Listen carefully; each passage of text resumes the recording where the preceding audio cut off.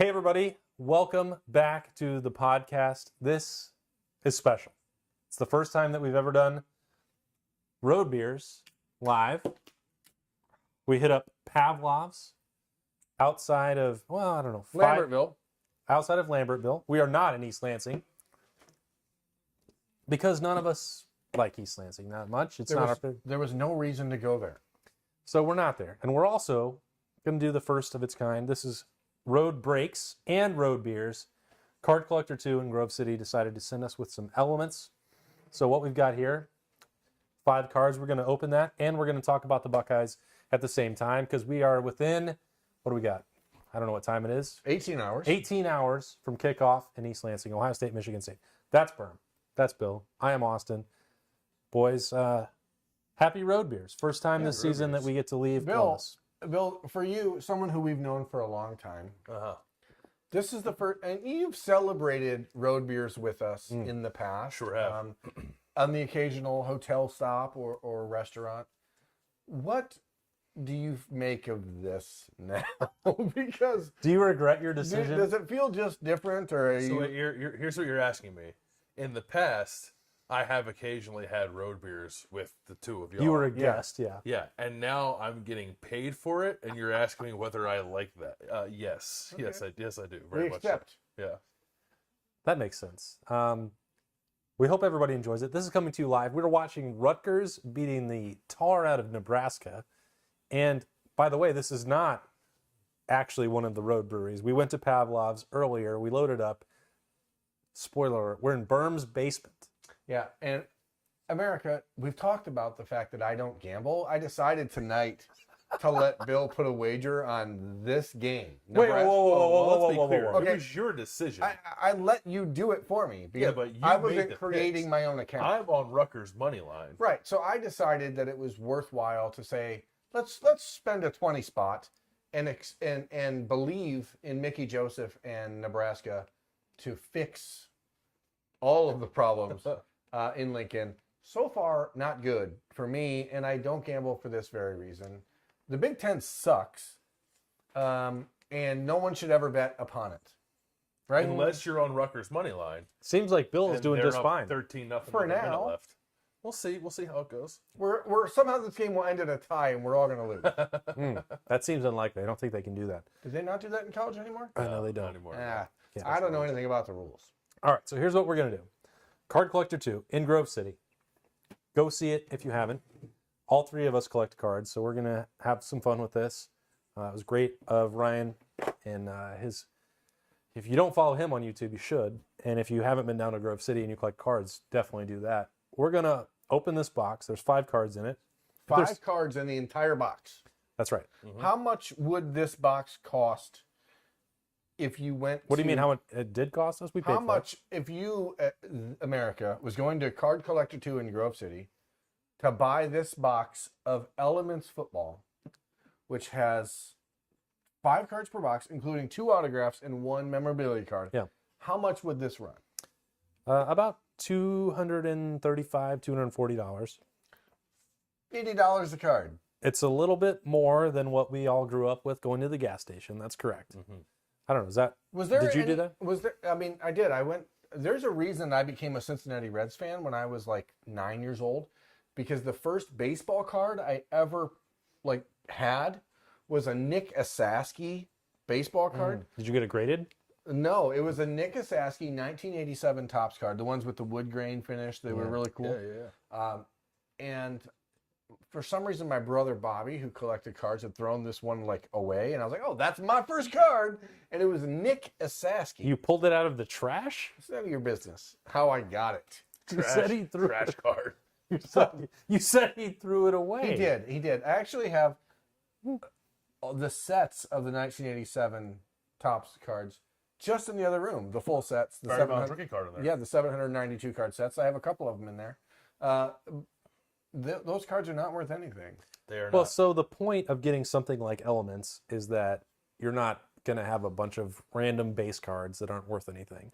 We're You mean going to like be a Nick Asaski 1987 baseball card? exactly like that. So we're going to be looking to try and hit some Garrett Wilson, some Chris Olave. Those are the primary ones that we're looking for out of this because we're an Ohio State football channel. If we hit something very, very cool, we'll think about giving that away. We'll think about it. Think about it. How do we decide who would potentially win? Well, they're going to such a have to. thing? They're going to have to be following Card Collector 2. They're going to have to be following the podcast. They're going to have to say something nice about your basement. Oh, but what about my soundboard?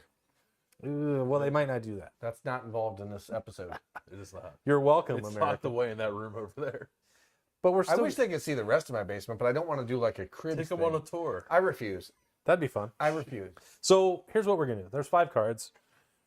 We're going to reveal one at a time, and we're going to do 5 things that we're looking for in Ohio State and Michigan State tomorrow at 4 o'clock in East Lansing. How does that sound? Groovy. I just think it's important that people understand we have not talked about what we're doing before this is happening. We're So, producing this all on the fly. yeah, this is the mark of a true professional. Yeah, so normally we just... Ooh, these are heavy. That's great. So they're This metal. one's- They're they are actually metal, yeah. a few of the cards in there are actually metal. Metal is one of the world's most foremost elements. Yes. Sure. Right There's up there- actually right up one there of with these that is dirt. made strictly of gas. Uh-huh. It's another That's element. right. That's right. That, my friends, is a science joke. So in order to protect so that we don't peek at what's coming next, we have one of Berm's CJ Stroud silver pack from the Panini National. CJ Stroud's 199. It is the orange parallel. We'll put that on top so that we don't cheat and see it. Love it. I got this CJ Stroud card on eBay Very well displayed. for about 20 bones. Thank you. About 20 bones? It was 20 bones. This is out of 199. I said that. You know, it's a beauty. It's cool just to see like the current players on What do you think about today's that? card. I like it a lot. I think it's actually cool. I mean, you can talk to like guys. I've talked to Emeka Ibuka about his auto cards out there. I've got a Kyle McCord auto. I've got a Paris Johnson auto. I've got a few others that I'm trying to build up. But for a lot of these guys, like Josh Proctor, for example, like we know Josh is a big card collector. Mm-hmm. You know, a lot of these kids, you think that they don't get into this nerd stuff that like we nerds get into. Nerd stuff. Yeah, Let's, we're pretty big nerds. seems pretty cool to me. Do you think anybody out there owns a graded Josh Proctor auto? I don't know. Maybe Josh Proctor does. Do those exist? Does he have them? They certainly do. It'd be weird if somebody that was sitting on this couch had one, wouldn't it? I don't know. All right. We want to pull the first card or we want to do the first topic or both? Card first and then the topic. Okay. Card, then topic, America. That's what we Berm, decided. you have to pick the first topic, and here's the first card. First topic.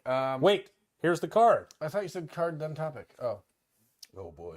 CD? CD Lamb. This is the base. The base cards are numbered to 199. This is number 8 of 199, so that is not jersey number because there would need be another 8. That's right. So CD Lamb, that's the base, to 199. It's metal. They're pretty nice. Topic number 1. Ohio State's now a 27-point favorite over Michigan State on Saturday afternoon. The last time the Buckeyes were a 27-point favorite was 1998, Oh, and the boy. Buckeyes lost when they were We number one shouldn't team have in the let him country. do the first one. So the question is, America, and for the panel here, does it matter? No, Does it spook you? no. No. Michigan State's wearing the same helmets they wore then. No. Cool. Is Nick Saban coaching Michigan State tomorrow? Is Plaxico Burress on this team? He is decidedly not. Can the Buckeyes field a punt? Questionable. Oh, Yeah, well, that was what cost the Buckeyes the game in that 1998. might actually be worth the asking. inability to field a punt when it mattered. You guys, Bill. Rutgers is up 16 to nothing. Oh my now. gosh, They missed it. No, it's 13. gambling is so stupid. Money America, I implore you, don't gamble. What's the point? I'm just gonna give people $20. Don't Who? do that. Whoever. Do they just have to DM you and ask for it? Yeah, apparently their name is Can I have it? DraftKings is sending me a DM. Okay. Anyhow. I don't. So you've brought this up before. Like your history with Ohio State is much more extensive than mine or Bill's, and that's undeniable. You bring up stuff that happens in like 1996 or 1998, or it's like It's spooky. that's CJ all. Stroud was not even born. Okay, like Michigan State wasn't even thinking about flushing $95 million down the toilet at that time. So What is the buyout for Mel Tucker right now? I think it's Too- $95 million. too much. That's crazy. Too much. So like to me that stuff is crazy. Like to bring up games from way in the past, like the rosters, the programs, the players, the coaches, all that stuff is so different. I It just should be used as like a ninja star. you probably shouldn't because someone will want that. They might be watching. CD Lamb. This is a good looking card. Yeah, they're fun. Berm, how often in the course of a season are you reminded of things from past Ohio State seasons that then in turn spook you because perhaps that game in the past season did not go the way that Ohio State wanted it to go? You've been on the road with us now this season.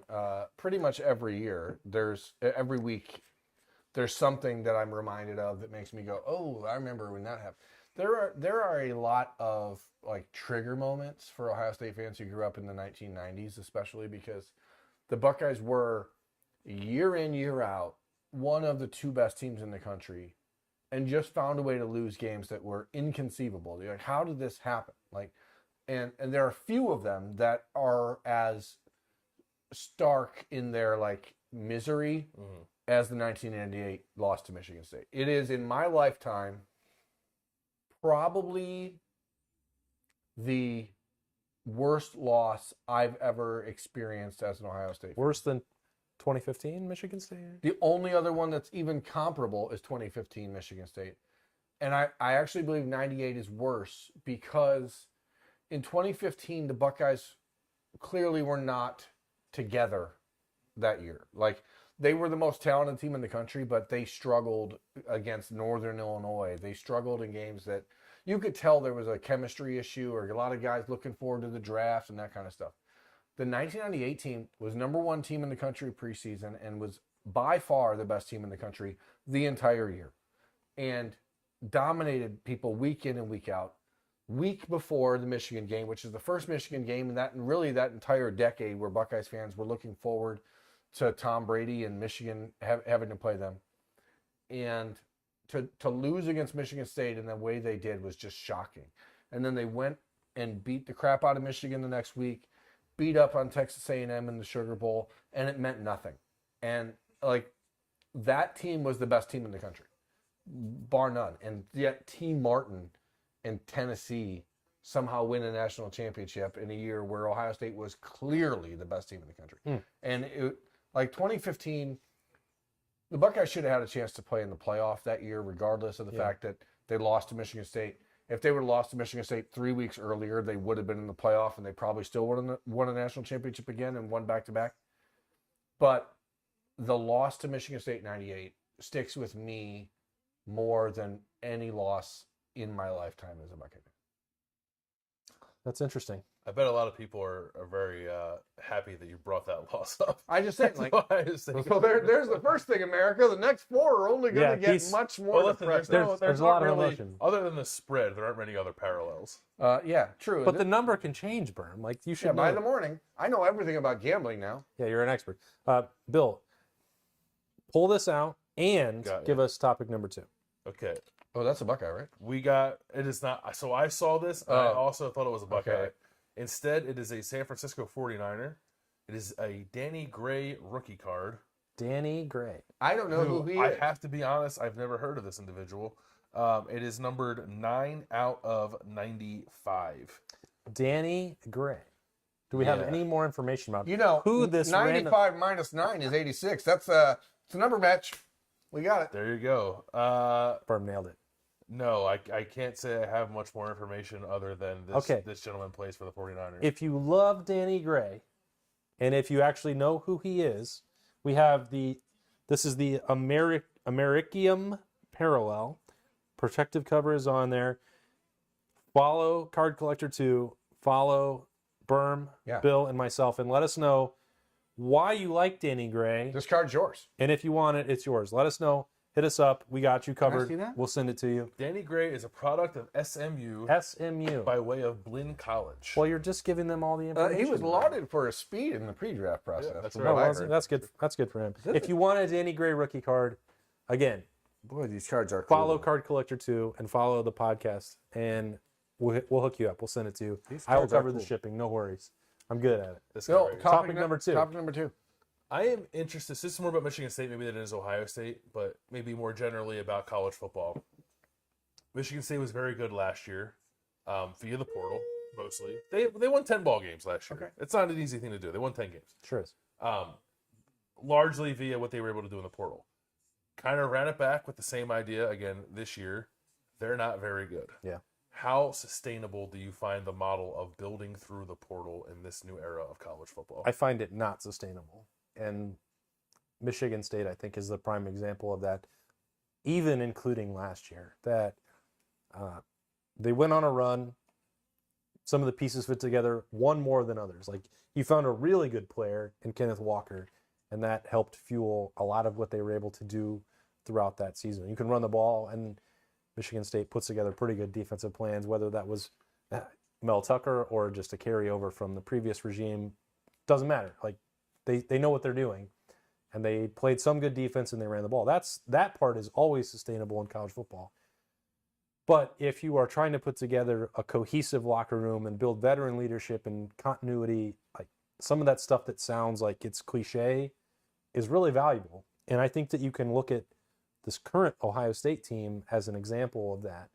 And that, not that they weren't, people that didn't know each other or that had come to Ohio State for different reasons or the transfer portal, like that wasn't what happened for them, but they didn't have 10, 15, 20 guys who had been through a bunch of battles, a bunch of weight room situations and difficult challenges and come out on the other side and like, this is what it takes to get there, and dealt with adversity. And if you're all coming from different places, and I'm not suggesting that the portal is an easy way out, but like there is, I think, a difference between going through that and earning it and then going out on the other side and saying, look, this is what I did.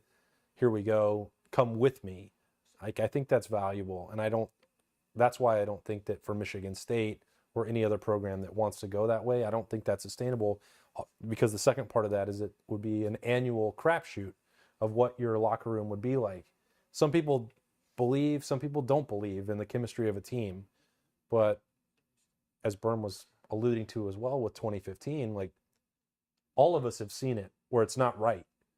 And you see, well, this is a very talented team and all this position, all the pieces should be there. The reason that it doesn't come together is if they are not all on the same page for what they're trying to achieve. And that's more difficult, I think, in my opinion, if you're taking them out of the portal on an annual basis. Yeah, I think it matters a lot for chemistry. I think chemistry is what makes anything go from okay to good or good to great. And I just don't think that's the way to build it. And we've seen Ohio State kind of fight in the last couple of years against this like portal world. Like they've been very selective in who they pick to come in from the portal. And if they're not sure that guy is going to contribute and help and fit as a player and a person, then they just say no. And I know that bothers fans at times, but like to me, when you have a bunch of 17, 18-year-old, 19-year-old kids, like there's nothing more important than how well everyone just fits together. And I just don't think it works long term. And I think that's why Michigan State's decision to operate that way is just not going to, pan out long term. I just don't see it.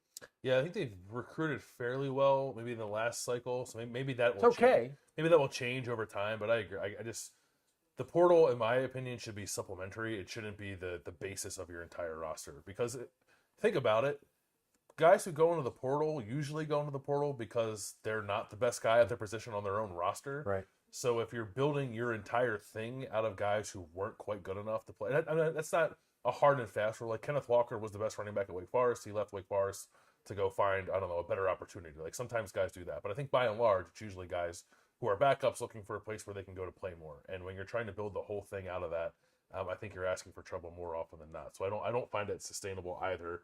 I think it's interesting that Mel Tucker is at this point in his tenure and is still doing it. Mm-hmm. I thought maybe that would be like the kickstart to it, and then eventually he'd settle into a roster of his own guys, and that's not quite been the case. Yeah, just I yet. assume he'd want to. Yeah, but maybe long term that's his goal. You go but- 2020 and you're in the middle of the COVID year. 2021, you build from the transfer portal and you win 10 games. So you think, hey, this is the way to go. Just completely ignoring the fact that the game you played against Ohio State, for example, the Buckeyes legitimately and literally and truly could have scored 100 points against Michigan State last year. If that happens again tomorrow, where the Buckeyes come out and just flat out roll over them in the first half, I think you're going to see a large percentage of Michigan State boosters going, we've got this wrong. And eventually that just, it cannot work long term. Anyway. It's a great point. Third card. It brings me to topic number 3. So that means we Card got to number be getting 3. into auto/mem card, right? That's right. You're absolutely right. And we have a dual patch. This is a fusion dual swatch. Devontae Adams does not appear to be numbered. No auto. In his Raiders Well, uniform, though. The next 2 will be autos, Berm. Don't worry. It is in the Raiders uniform. It looks to be a red parallel. I'm not sure. We'll look. It's a variant. That's right. Some might call it that. A red variant. Devontae Adams. There you go. Berm will look at that. All right. So topic number 3. Berm just brought this up. Mel Tucker gets $90+ million. We assume pretty much all guaranteed. What do you think is a bigger regret? Michigan State giving Mel Tucker that Very deal? shiny. Yeah, it is. Or the Broncos letting Russ cook hot dogs How for ridiculous. $245 million. Which is worse? Probably Russ right now. Okay. Because I don't. I disagree. Okay, What- hit me. Tell me why. Tell me why. Russ's contract is almost certainly not guaranteed beyond a year or two. Right? I think there's going to be pretty steep repercussions if they try and buy out of it. The NFL, the guaranteed money has to be much lower. Right? I mean, I don't know. But I also go back to Thursday night. This dude Look it up. Yeah. just played 15 quarters or 5 in one game, whatever. 15. 15. He It was said. a marathon, folks. It felt like 15. He played 5 quarters. It was the most hilarious game I've ever seen. And in postgame, after not scoring a touchdown after 5 quarters, still ended the press conference by saying, Broncos country, let's ride. Like, you're not serious about what you're doing in that case, right? You can't be. He is such a douche. It's unbelievable. Wow. No, he's a nice guy. Is he? Yeah. No, A lot of his teammates say how weird it is He to be stinks. around him. Let's ride. Like, come on. Okay, but let's be America. honest. You guys will say, I'm weird to be around. Am I a douche? No. It's a lovable kind of weird. Man. Russell Wilson's contract, $245 What, million you fishing for compliments? over Yeah, 5 kinda. years. Wait, over 5 years? That's not over a 10-year? Over 5 years. No. and Oh, no, that's bad. Yeah. $165 million of it is guaranteed. More than Mel Tuck. Tuck- Nearly double. Russ coming. Did they have to promise him one of the Rocky Mountains? Yes. Like, Russ, we don't. Don't give him Aspen. That one's great. Russ, is there a particular Rocky Mountain you would That's not a prefer? Mount Aspen. It's not a mountain. Why did I say A that? little place where the champagne flows like That's right. wine. That's Thanks, right. Pavlovs. You made me confuse my mountains. Women flock like a salmon or Capistrano. So you had the right answer, Bill. That Dumb and Dumber is well, they're fantastic. both terrible. I think we can all agree that they're all hilarious. Either way, it's a terrible contract on both parts. I think the likelihood is that, like, if you had to pick one that was going to be better long term, it's probably Mel Tucker. I guess. Yeah, the thing, like the timing of Mel Tucker's Stop deal cheating. made it very weird. Like he and James Franklin both. I'm not entirely sure why those deals had to be done at the time that they were done. And probably if They didn't. and if they Did didn't- not have to be. And That's if they didn't do them at that time, their respective schools probably would have saved a little bit of money. But Mel Tucker's 1 year into this. Like I think it's the early returns have not been good, but I also think there is reason to But believe in him long term. Penn State has proven that they are unequivocally the third or second best team in the Big Ten over James Franklin's tenure, right? Yeah. I mean, we can all agree on that, right? they also lit money on fire. No, I know that Austin, you are particularly like not a fan of James Franklin and his coaching, Sure. but they're still the second or third best team in the Big Ten without question since he's been there. And maybe that still doesn't mean he's worth what he's being paid right now, but like James Franklin has proven it over the last 8 years. Mel Tucker went 2-5 in 2020, Well- and then beat Michigan in 2021 on a game that Kenneth Walker the third had 5 touchdowns and 200 yards, and nobody else did anything. And then the week that he's playing Ohio State, they gave him a $100 million contract where Ryan Day literally pantsed him in front of the country. I think that's the biggest problem that I have with it, Berm, is like no one was bidding with them or against them for Mel Tucker. Right. And James it was Franklin- 5 days before we're about to find out, like, can he actually play with Ohio State? And the answer was a resounding no. I mean, you got the answer the year before when Ohio State went to East Lansing with a skeleton crew and still blew their doors And off. Ryan Day wasn't even there. Okay. That was mostly for fun. All right, so Fourth card. this is going to be an auto. The initials, Bill, you can see him. That's ZW. It's got to be Zach Wilson. Wilson? It's got to be. Zion Williamson. Zion. So that would be a year two, but Nope, it's not. It is not. It is not. It is not. Oh, is it a 1-on-1? that's holy smokes! This is a Zamir rookie White. neon signs. Zamir White. That's the Nike swoosh. Here's the number patch. on the back. 2 of 2. 2 of 2. That- This is an absolute banger. That is a beautiful Holy card. cow! This is fantastic. That's the full patch swoosh. Zamir White, That is a beautiful card. rookie neon signs, 2 of 2. Holy cow! This is a fantastic. That's what we card. call sick. This is a. I mean, you Card parlance. you cannot get a patch that is better than that. We can Holy look at that cow! bad Like, boy. take a look at this. 2 out of 2. Zamir White, rookie patch auto, rookie neon signs. That's pretty good. That's pretty dirty. This is a player that Ohio State recruited Here we go. so Top- hard. Topic number 4 is Zamir White. They recruited this dude so Holy, Oh, so this hard. is incredible. Look at that refractor on that. Oh my God. That is a beauty. I need to touch this. Yeah. This is a remarkable. Well, you have you have a strong grip, show it so to be the careful folks. with it. This is an absolutely beautiful card. Sometimes we don't trust Berm with those cards. That's right. Wow. That's a really That is gorgeous. that's a nasty card right there. So, but yeah, we'll still give you a Danny Gray if you want it. Head us up on Well, that. you're not getting this. Let's talk Zamir White and Ohio State running back recruiting. Honestly, Zamir White was a player that Ohio State really, really liked. And 2 of 2. That's beauty. That's a great card. This is a kid that from North Carolina who Ohio State was like Full swoosh. all in on. He ended up going to Georgia, and went to Georgia essentially as. Did you guys just cheat? No, I didn't. I wanted to though, really bad. Went to Georgia, following It's not going to be better than that. the Todd Gurley footsteps, and wanted to be the next guy there. Had some injury issues. He went to the now Las Vegas Raiders and essentially forced them to put Josh Jacobs on the back burner. Who's now Jacobs is playing fairly well in his first couple opportunities this year, but we've talked a lot about Ohio State running backs in the last few weeks because of what Mayan Williams is doing, because of the disappointment that Travion Henderson has experienced this year. You've only covered Ohio State since 2014. And you grew up and you went to Penn State. You grew up in East Philadelphia, born and raised. On the playground is where he spent most of his That days. is true. Austin grew up in Wyoming and was born in Tulsa, Oklahoma. Who was your favorite that running the- back of all time that you watched growing up? So, growing up, so the first, as you Okay. said, 13 years that I was alive, we were in Oklahoma. We had Oklahoma season tickets, and we watched the Cowboys. So I was, watching late 80s Oklahoma running backs. Barry Sanders was part of that, the rivalry, Bedlam series. Did you have to choose between Barry Sanders and Thurman Thomas? Well, what happened was, this is a very long story. It's pretty funny. So my dad was in the oil business. We were in Tulsa. And part of that was like Oklahoma was at the peak of their powers.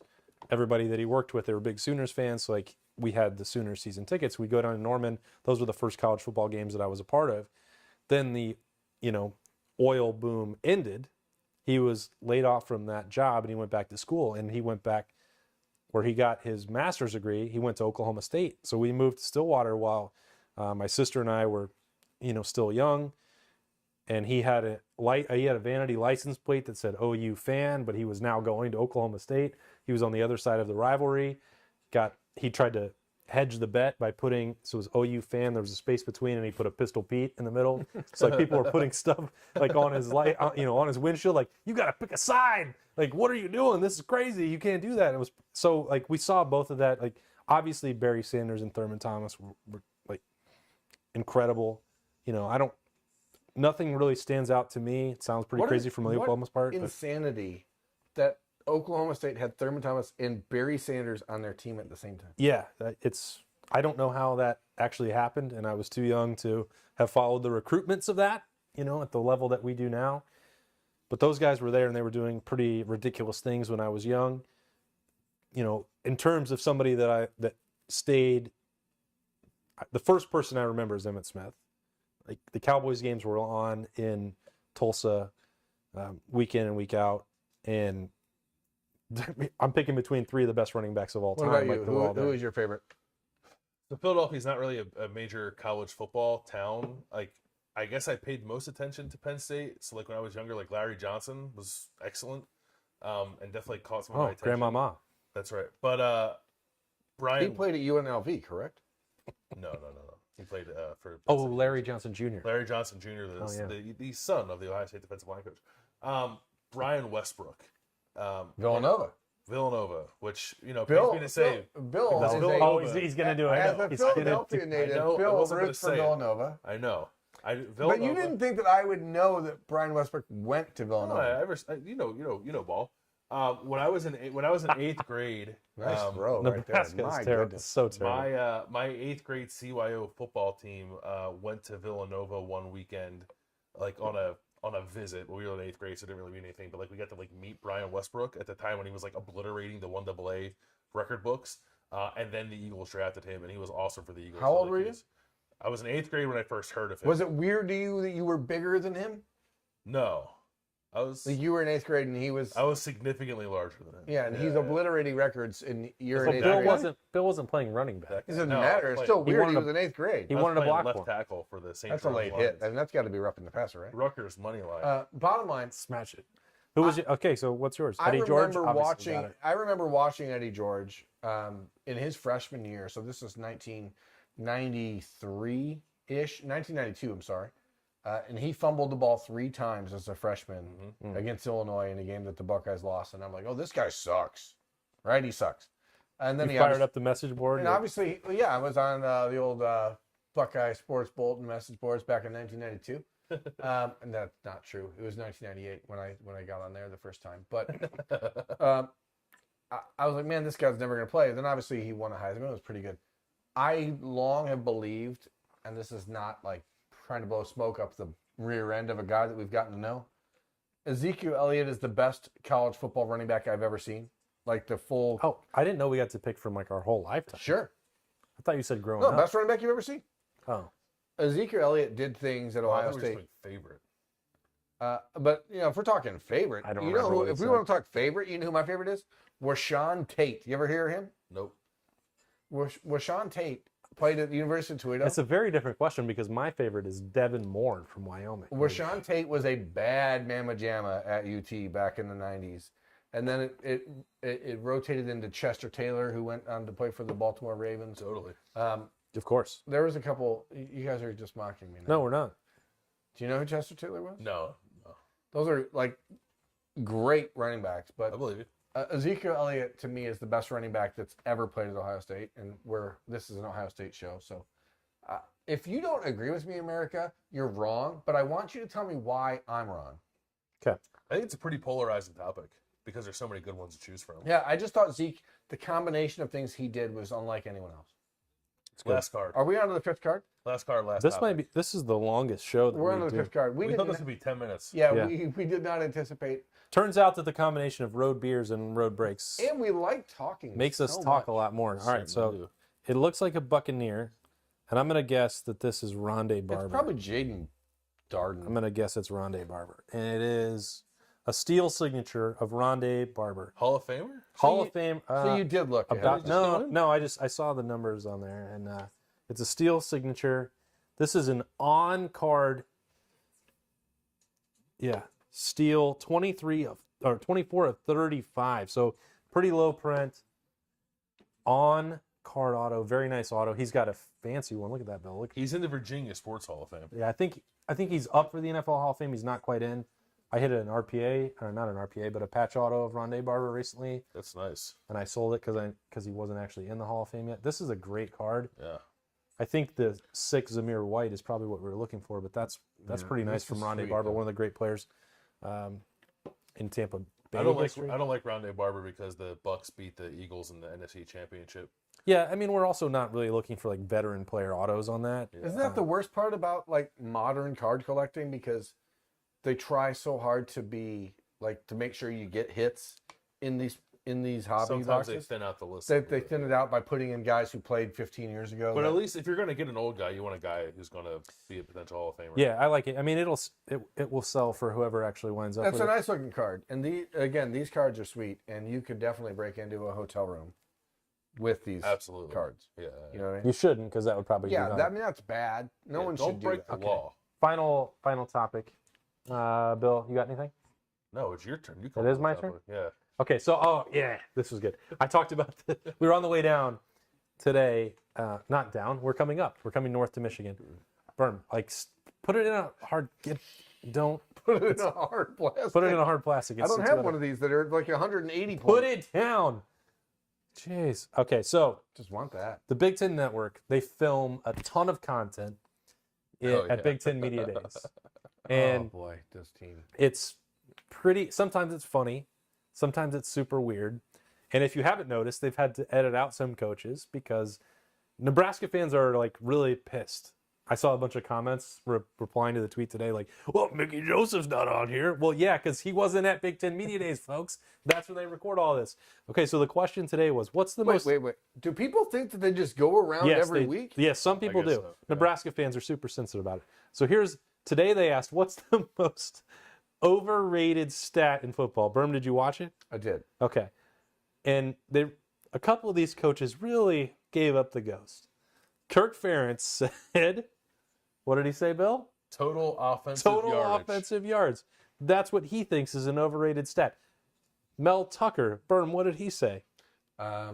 Passing yards allowed. Passing yards allowed. Yeah. For the What a- worst passing defense in the What country. a last year. coincidence that Iowa's offense is one of the top 10 worst in the country and that Michigan State's pass defense was next to last in the country last year. Is it impossible to catch the ball in New Jersey? I'm sorry, America. I'm watching this Nebraska-Rutgers game, and the last 4 plays in a row, Casey Thompson's thrown just very good balls, and these Nebraska receivers keep dropping it. Well, Rutgers. they're not good. Money line. Unbelievable. Which My claim... $20 is just being burned up. Yeah, he's very unhappy about it. Which claim was more laughable? Kirk Ferentz, total offensive yards, or Mel Tucker, passing yards allowed? Oh, man.